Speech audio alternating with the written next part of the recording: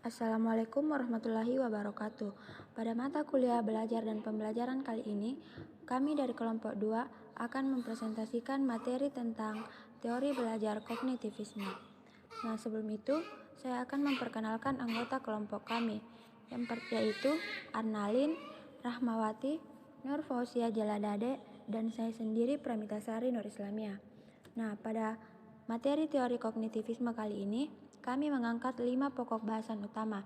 Yang pertama, pengertian dari teori belajar kognitivisme. Yang kedua, siapa saja tokoh-tokoh kognitivisme. Yang ketiga, sejarah perkembangan teori belajar kognitivisme. Yang keempat, kelebihan dan kelemahan dari teori belajar kognitivisme. Yang kelima, implementasi teori belajar kognitivisme di kelas. Baiklah, mungkin langsung saja. Yang pertama, apa itu teori belajar kognitivisme? Definisi kognitif berasal dari kata cognition yang mempunyai persamaan dengan knowing, yang berarti mengetahui. Dalam arti yang luas, kognisi ialah perolehan penataan, penggunaan pengetahuan. Teori belajar kognitivisme lebih mementingkan proses belajar daripada hasil belajar itu sendiri. Para penganut aliran kognitif mengatakan bahwa belajar tidak sekedar melibatkan hubungan antara stimulus dan respon. Dalam belajar kognitif, mengakui pentingnya faktor individu dalam belajar tanpa meremehkan faktor eksternal atau lingkungan.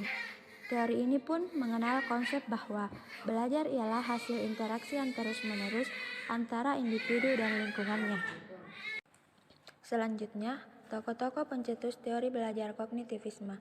Yang pertama, J. Piaget. J. Piaget adalah seorang ahli psikologis kognitif yang merupakan salah satu pencetus teori kognitivisme, yang penemuannya banyak digunakan dalam dunia pendidikan hingga saat ini. Teori Piaget yang terkenal yaitu teori skemata dan tahap perkembangan kognitif. Skema atau skemata adalah struktur kognitif yang dengannya seseorang beradaptasi dan terus mengalami perkembangan mental dalam interaksinya dengan lingkungan. Adapun tahapan skema Piaget, yang pertama, asimilasi. Asimilasi adalah proses penerimaan informasi baru lalu dimodifikasi sehingga cocok dengan struktur kognitif. Yang kedua, akomodasi. Akomodasi adalah proses perubahan atau penyesuaian struktur kognitif yang telah dimiliki dengan informasi baru yang diterima. Selanjutnya, ekuilibrasi. Ekuilibrasi adalah keseimbangan antara asimilasi dan akomodasi, atau perkembangan antara lingkungan luar dengan struktur kognitif yang ada dalam dirinya. Selanjutnya, tahap perkembangan kognitif.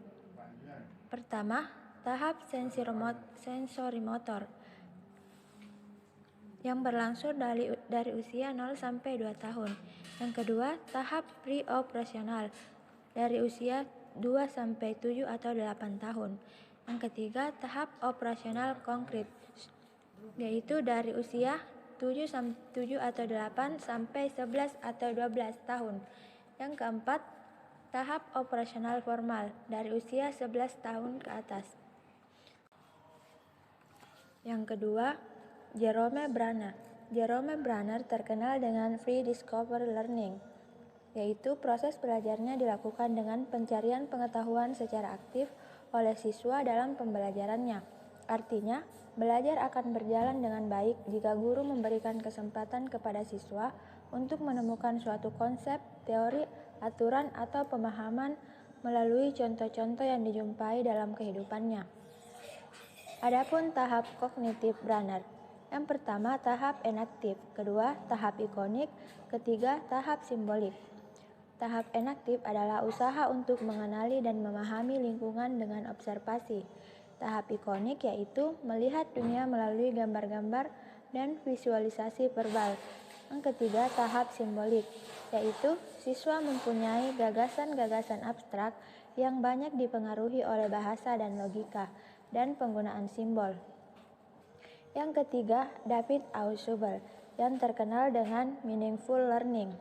David Ausubel adalah seorang ahli psikologi pendidikan yang terkenal dengan teori belajar bermakna. Ausubel memberikan penekanan pada pentingnya pembelajaran yang bermakna dan pentingnya pengulangan sebelum dimulainya pembelajaran.